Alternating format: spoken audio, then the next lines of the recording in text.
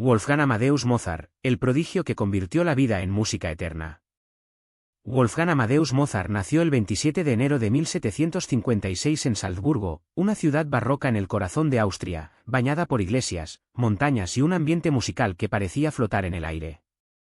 Era un niño pequeño, de ojos vivaces y manos diminutas, pero con un oído absoluto y una sensibilidad extraordinaria que desde sus primeros años desconcertó incluso a los más entendidos.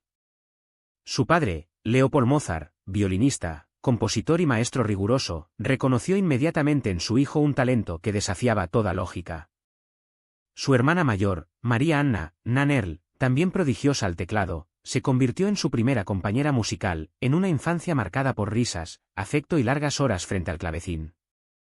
A los 3 años, Wolfgang ya tocaba melodías sencillas, a los 4, componía pequeñas piezas, a los 5, deslumbraba a quienes lo escuchaban con una naturalidad casi incomprensible. Era como si la música no surgiera de su esfuerzo, sino de su respiración misma. Para Leopold, aquello no era solo un orgullo paternal, era una misión. Decidido a mostrar al mundo la grandeza de su hijo, lo llevó de gira por Europa. Así comenzó una infancia tan brillante como extenuante. París, Londres, Múnich, Viena, La Haya. En cada ciudad, Mozart era recibido como un fenómeno.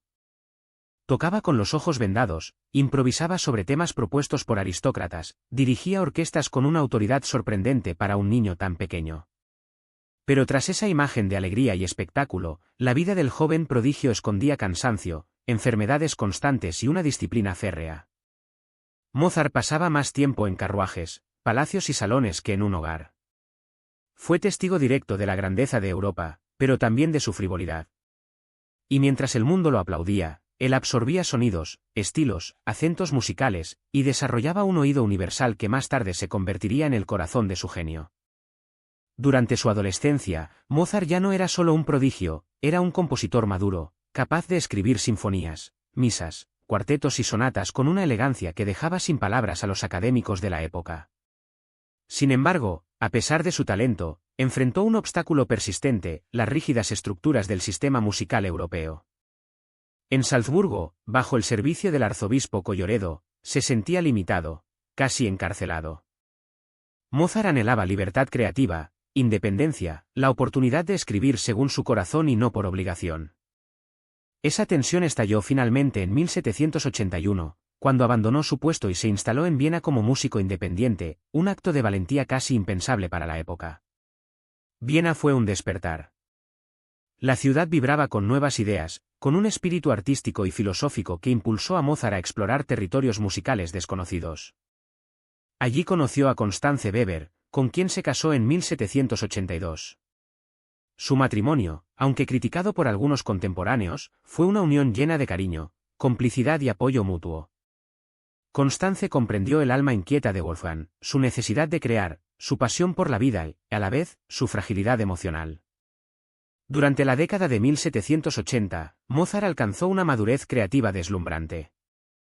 Compuso óperas que rompían moldes, como Las bodas de Fígaro, Don Giovanni y Così fan tutte, obras que combinaban música sublime con una profunda intuición sobre la condición humana. Creó conciertos para piano que parecían dialogar directamente con el alma del oyente, y sinfonías como la número 40 y la número 41, Júpiter, que abrían puertas hacia el futuro de la música orquestal. Su imaginación era inagotable, absorbía influencias, transformaba estilos, mezclaba lo popular con lo sofisticado, lo cómico con lo trágico, lo íntimo con lo universal. Sin embargo, la vida de Mozart no fue tan luminosa como su música. A pesar de su fama, su situación económica fue inestable. Ser músico independiente era un privilegio para algunos, pero también un riesgo constante. Dependía de conciertos, encargos y clases, y cuando el gusto del público cambiaba o la situación política se tensaba, los ingresos disminuían. Mozart, generoso por naturaleza y proclive a los excesos, vivía con una intensidad que a menudo superaba sus posibilidades financieras. Pero incluso en la dificultad, su creatividad jamás se apagó. Al contrario, parecía componer con más urgencia, como si supiera que el tiempo se le escapaba. En 1791, el último año de su vida, Mozart vivió una explosión final de inspiración. Compuso La flauta mágica, una obra que elevaba la ópera popular a lo mítico y simbólico, cargada de luz, esperanza y humanidad. Trabajó también en el Requiem, una misa para los muertos que se convertiría en una de las obras más conmovedoras de la historia. La leyenda cuenta que lo escribió como si supiera que era para sí mismo. Aunque esa imagen es poética, si refleja una verdad profunda, Mozart sentía su salud desvanecerse. Dolencias misteriosas, agotamiento extremo y fiebre constante lo acompañaron aquellos meses. Pero aún así trabajaba sin descanso, sosteniendo la pluma incluso cuando su cuerpo ya no podía sostenerlo. El 5 de diciembre de 1791, con solo 35 años, Wolfgang Amadeus Mozart murió en su hogar vienés, rodeado por Constanze y unos pocos amigos. Su muerte, súbita y prematura, dejó al mundo sin uno de los espíritus más luminosos que jamás haya existido. Fue enterrado en una tumba común, como era costumbre entonces, sin la pompa que merecía, pero con un legado que pronto se transformaría en inmortalidad. Hoy, Mozart es un lenguaje universal. Su música vive en teatros, en películas, en conciertos, en la memoria colectiva de la humanidad. Representa la alegría pura, la tristeza profunda, el humor, la pasión, la ternura, la luz. Su vida, breve pero desbordante, demuestra que el tiempo no se mide en años, sino en intensidad.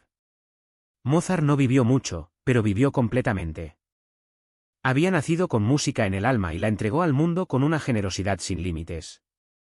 Cuando uno escucha el adagio de su concierto para clarinete, la obertura de las bodas de Fígaro o el Lacrimosa del Requiem, se siente algo difícil de explicar, una chispa de eternidad.